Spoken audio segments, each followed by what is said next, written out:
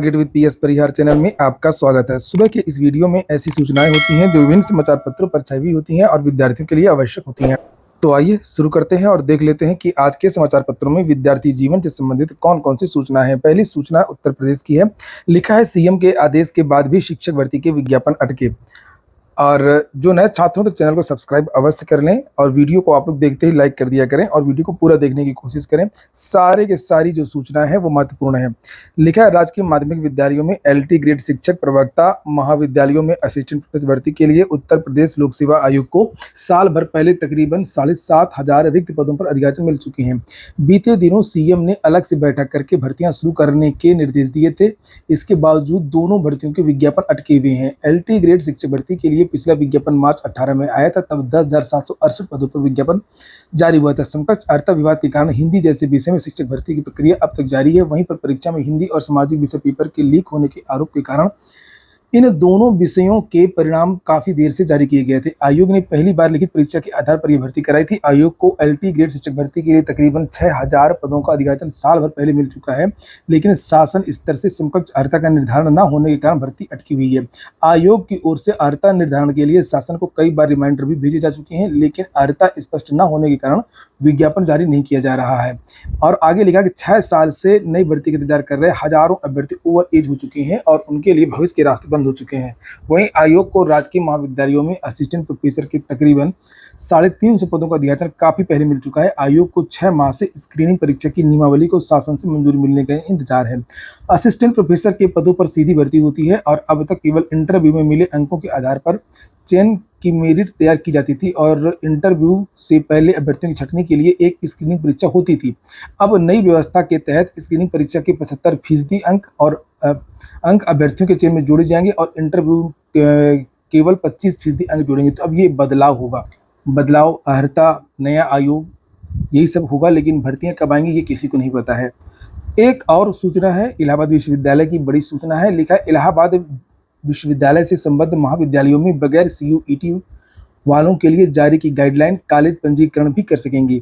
जिन विद्यार्थियों ने सीयूईटी का एग्जाम नहीं दिया है उन विद्यार्थियों को भी इलाहाबाद विश्वविद्यालय से संबंधित जितने भी महाविद्यालय हैं वहां पर प्रवेश मिल सकता है। उसके लिए सूचना दी गई थी और ये भी कहा गया है कि अब चूंकि एग्जाम तो होगा नहीं, इसलिए इंटरमीडिएट के नंबर के आधार पर प्रवेश दिया जाएगा।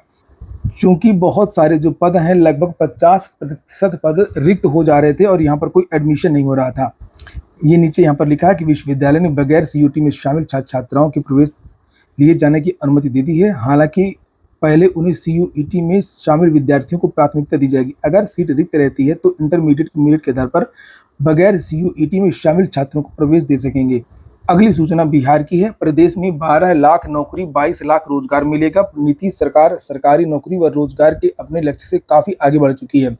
सुशासन के कार्यक्रम 2020-25 के अंतर्गत 15 दिसंबर 2020 से लागू 7 निश्चय 2 के अंतर्गत मुख्यमंत्री नीतीश कुमार ने 10 लाख सरकारी नौकरी और 10 लाख रोजगार देने का लक्ष्य निर्धारित किया था। नीचे लिखा है कि 10 लाख सरकारी नौकरी देने के लक्ष्य के विरुद्ध अगले वर्ष तक 12 लाख से अधिक लोगों को सरकारी नौकरियां दी जाएंगी। लगभग 5.5 लाख लोगों को और नौकरियां दी जाएंगी। वहीं 10 लाख रोजगार लक्ष्य के विरुद्ध अब तक 22 लाख से अधिक रोजगार सृजित किए गए हैं। यहाँ पर बताया भी गया है कि क्या प्रोग्राम है इनका भर्तियों का। लिखा है कि उल्लेखनीय है कि 7 निश्चय 2 के अंतर्गत 5,16,000 नियुक्तियां की जा चुकी हैं और इसके अतिरिक्त 1,99,000 नियुक्ति वितरण के लिए तैयार हैं। साथ ही 5,17,000 रिक्तियों के विरुद्ध नियुक्ति प्रक्रियाधीन है, यानी 5,16,000 प्लस 1,99,000 प्लस 5,17,000 कुल 12 लाख से अधिक सरकारी नौकरी देने का लक्ष्य 2024-25 तक रखा गया। कल मैंने इसके बारे में वीडियो भी बनाया था और ये भी बताया था कि किन किन विभागों से भर्तियां आएंगी। इसको लेकर के जो बिहार के मुख्यमंत्री हैं उनके ऑफिशियल हैंडल से सूचना एवं जनसंपर्क विभाग से एक ये पत्र भी जारी किया गया है, ऑफिशियल पत्र, जिसमें भर्तियों के बारे में जानकारी दी गई है। पेपर लीक को रोकने के लिए उत्तर प्रदेश और बिहार दोनों सरकारें नया कानून लाएंगी। ये सूचना बिहार की है। कल मैंने यूपी के बारे में बताया था आप लोगों को। लिखा प्रश्न पत्र लीक ना हो इसे लेकर के सख्त कानून लाएगी बिहार सरकार। प्रश्न पत्र लीक नहीं हो इसे लेकर के जल्द ही एक सख्त कानून लाया जाएगा। मुख्यमंत्री नीतीश कुमार ने सोमवार को निर्देश दिया कि इससे संबंधित प्रस्ताव आगामी विधानसभा सत्र में ही लाया जाए। नियुक्ति को ले आयोजित होने वाली परीक्षाओं में पूर्ण पारदर्शिता बनी रहे, परीक्षा में किसी प्रकार की अनियमितता और प्रश्न पत्र लीक न हो। विभिन्न विभागों द्वारा आने वाले 1 साल के भीतर विभिन्न पदों पर होने वाली नौकरियों को लेकर के अधिकारियों के साथ बैठक के दौरान ये बात कही। वहीं पर उत्तर प्रदेश के बारे में भी जानकारी दी गई है कि उत्तर प्रदेश में पेपर लीक मामलों ने लगातार सरकार की परेशानी बढ़ाई है। युवाओं के भविष्य के साथ हो रहे खिलवाड़, इससे उनमें पनपते आक्रोश को देखते हुए सरकार का ध्यान इस गंभीर चिंता पर गया है। इस समस्या को दूर करने के लिए योगी सरकार अब कड़े कानून लाने जा रही है। सीएम योगी आदित्यनाथ ने इस मामले में सोशल मीडिया एक्स पर पोस्ट कर युवाओं से कहा है कि यूपी में होने वाली भर्ती परीक्षाओं में पेपर लीक रोकने के लिए जल्द ही नया कानून लाने जा रहे हैं। किसी भी कीमत पर युवाओं के भविष्य के साथ खिलवाड़ स्वीकार नहीं करेंगे। दरअसल यूपी में लोकसभा चुनाव से पहले सिपाही भर्ती परीक्षा का पेपर लीक होने का मामला खास गरमाया था। लिखा है कि अब पेपर लीक करने वालों को उम्र कैद की सजा और 10 करोड़ रुपए का जुर्माना का कानून लाया जा सकता है। अगली जो सूचना है पश्चिम बंगाल रेल हादसे की है, जहां पर 2 ट्रेनें भिड़ गईं, जिसे आप लोगों ने देखा होगा। ये देख सकते हैं आप, बहुत सारे यात्रियों ने अपनी जान दे दी, बहुत सारे यात्री अभी भी घायल हैं। और यहाँ पर देखिए लिखा, ट्रेन दुर्घटना के गवाह रहे यात्रियों के चेहरे पर खौफ घंटों बाद तक दिखता रहा। हादसे के वक्त हर तरफ मची थी चीख पुकार।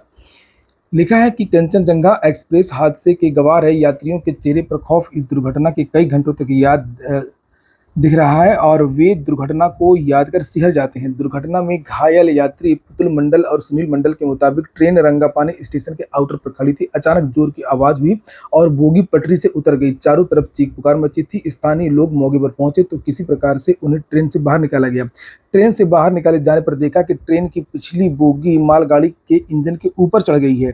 4 कोच क्षतिग्रस्त हो गए हैं। ट्रेन के सभी यात्री उतरकर इधर उधर भाग रहे थे। जनरल कोच में सवार यात्रियों के बीच कोहराम मचा हुआ था और घटना स्थल पर पहुंचे ग्रामीण दीपक कुमार और विष्णुधर हलधर ने बताया कि ट्रेन दुर्घटना के बाद कई लोग इंजन और बोगी के बीच में घंटों फंसे रहे। और समाचार पत्रों के माध्यम से बताया गया है कि इस बीच में काफ़ी दुर्घटनाएं हुई हैं ट्रेन की।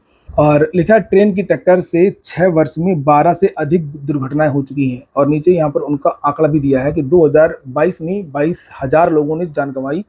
75% हादसे पटरी से उतरने के हैं। और ये देखिए यहाँ पर लिखा हुआ है कि 2017 से 18 में 3 टक्कर, 18 से 19 में 4 टक्कर, 2019-20 में 3 टक्कर, 2020-21 में 1 टक्कर। बेपटरी कितना हुआ? 2017-18 में 55 बार ट्रेन बेपटरी हो चुकी है, 18-19 में 48 बार, 19-20 में 45 बार और 20-21 में 15 बार। आग कितनी बार लगी है इसे भी आप लोग यहाँ पर देख सकते हैं। तो सुरक्षा को ध्यान में रखना चाहिए। और बताया जा रहा है कि यहाँ पर जो ऑटोमेटिक सिग्नल प्रणाली थी वो फेल हो गया था।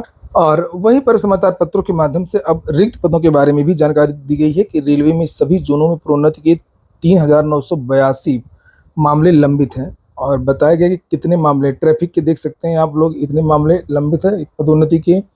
सिग्नल एवं टेलीकॉम के 497, इलेक्ट्रिकल के 507, मैकेनिकल के 396, स्टोर की यहाँ पर लिखा पर्सनल के, सिविल इंजीनियरिंग की 1236, अकाउंट के 414 और कुल 3982 मामले लंबित है। ये पद नहीं है, मामले। लिखा कि अगर इस तरीके से ऑटोमेटिक प्रणाली का जो मामला है अगर वो फेल होता है तो फिर ये आगे और भी इस तरीके का खतरा रहेगा, तो इसके बारे में सोचना चाहिए। लिखा है कि खतरा आगे भी संभावित है, ये कर्मियों की गलती से हुआ तो ऐसा क्यों हो रहा है। इस घटना की जांच में अब CRS को काफ़ी माथापच्ची करनी होगी। अगली जो सूचना है वो नीट पेपर लीक को लेकर के है। लिखा प्रश्न पत्र जिस हॉस्टल में पहुंचा था उसके संचालक से होगी अब पूछताछ। एक तरफ जहां सुप्रीम कोर्ट में ग्रेस मार्क वाला मामला था वो दूसरा मामला है और ये पेपर लीक वाला मामला है बिहार का। बताया जा रहा है कि बिहार में कुछ लोगों को नीट पेपर लीक परीक्षा से पहले ही मिल गया था। लेकिन नीट के ठीक एक रात पहले रामकृष्णा नगर के खेमनीचक स्थित लर्न बॉयज हॉस्टल व लर्न प्ले स्कूल में प्रश्न पत्र पहुंच गया था। इसी जगह प्रश्न पत्र छात्रों को दिया गया, उन्हें उत्तर याद करवाए गए। सूत्रों की माने तो अब इस हॉस्टल व स्कूल का संचालक भी जांच टीम के रडार पर है। आर्थिक अपराध इकाई की टीम जल्दी ही उससे भी पूछताछ कर कार्रवाई कर सकती है। आखिर बगैर संचालक की अनुमति से रात के वक्त स्कूल और हॉस्टल कैसे खोला गया? बड़ी संख्या में छात्र इस जगह प्रश्न पत्र के उत्तर को याद करने पहुंचे थे। इसका खुलासा नीट परीक्षा में गड़बड़ी के आरोप में पकड़े गए अभ्यर्थी आयुष राज ने किया था। आयुष ने ही पुलिस को बताया था कि उसके अलावा इस स्कूल और हॉस्टल से 20 से 25 परीक्षार्थी जमा थे। जो प्रश्न पत्र उन्हें दिए गए थे वही सेम अगले रोज हुई नीट परीक्षा में आए। और नीट में हुई धांधली के बाद सेंटर व नालंदा के संजीव सिंह का नाम सामने आया। संजीव का बेटा पेशे से डॉक्टर है। 2017 में वह परीक्षा में धांधली के आरोपी पकड़ा भी गया। पुलिस संजीव की तलाश में है। संजीव रॉकी, नीतीश और अमित आनंद के नाम का खुलासा जेई सिकंदर कुमार यादविंदु ने किया था। यूपी आरओ को लेकर के भी सूचना है। लिखा है आरओ पेपर लीक प्रकरण, सुभाष ने लीक कराया था पेपर, राजीव नयन के नेटवर्क से डील, आरओ पेपर लीक प्रकरण में मेरठ जेल में राजीव नयन से पूछताछ में कई अहम खुलासे हुए हैं। एसटीएफ की अब तक की जांच में साफ हो गया कि सुभाष ने पेपर लीक कराया था। इसके बाद अभ्यर्थियों से पेपर की डील राजीव नयन मिश्र के नेटवर्क से हुई। यह भी पता चला है कि यह पहली बार था जब सुभाष ने किसी परीक्षा का पेपर लीक कराया था। शहर के जो निजी कॉलेज हैं उनको 25% सीटें गरीब लोगों को देनी होती है एडमिशन के लिए, और राइट टू एजुकेशन एक्ट के तहत, और इस पर एडमिशन हो रहा है 20 तारीख तक। लिखा शिक्षा के अधिकार के अंतर्गत अंतिम चरण में आवेदन की प्रक्रिया 20 जून तक चलेगी। आवेदकों की जांच के बाद 28 जून को परिणाम जारी कर दिया जाएगा। इसमें जिसका चयन होगा उनको 7 जुलाई तक प्रवेश दिया जाएगा। निःशुल्क एवं अनिवार्य बाल शिक्षा अधिकार अधिनियम 2009 के अंतर्गत निर्बल आय वर्ग के गरीब बच्चों के लिए निजी विश्वविद्यालयों में कक्षा 1 की 25% सीटें आरक्षित की गई हैं। कुछ भर्तियों के बारे में भी जानकारी दी गई है, जैसे पंचायती राज विभाग से जो वैकेंसी आई है, पंचायत सचिव की रोज इसके बारे में जानकारी दी जा रही है। बेकार की नौकरी है ये, 6,000 रुपये इसमें मानदेय मिलता है। संविदा की ये भर्ती है, पूरी बात ये है इसमें। और इसकी आवेदन की जो लास्ट डेट है वो 30 जून है। इसके अलावा और कुछ सही नौकरियां भी दी गई हैं, जैसे आप देख सकते हैं एसजीपीजीआई से वैकेंसी निकली हुई है 419 पदों पर, जूनियर इंजीनियर, स्टोर कीपर और अन्य पदों पर 25 जून इसकी लास्ट डेट है, और ये इसकी वेबसाइट है। उच्च न्यायालय पटना में भी भर्ती चल रही है, ट्रांसलेटर कम प्रूफ रीडर की 30 जून इसकी लास्ट डेट है। आज यूजीसी नेट की परीक्षा है, सभी छात्रों को शुभकामनाएं, बेस्ट ऑफ लक। लिखा है विश्वविद्यालय अनुदान आयोग की ओर से आयोजित राष्ट्रीय पात्रता परीक्षा यूजीसी नेट मंगलवार को प्रयागराज के 33 केंद्रों पर आयोजित होगी। 2 पालियों में आयोजित इस परीक्षा का आयोजन राष्ट्रीय परीक्षा एजेंसी एनटीए द्वारा किया जा रहा है, जिसमें 12,000 से अधिक परीक्षार्थी शामिल होंगे। कल यूट्यूब में लाइव दिखाया गया कि एआई के माध्यम से जो यूपीएससी का एग्जाम हुआ था प्री, उसे एआई ऐप ने मात्र 7 मिनट में हल कर दिया, और इस ऐप को मिले 170 नंबर, जिससे आप लोग यहाँ पर देख सकते हैं।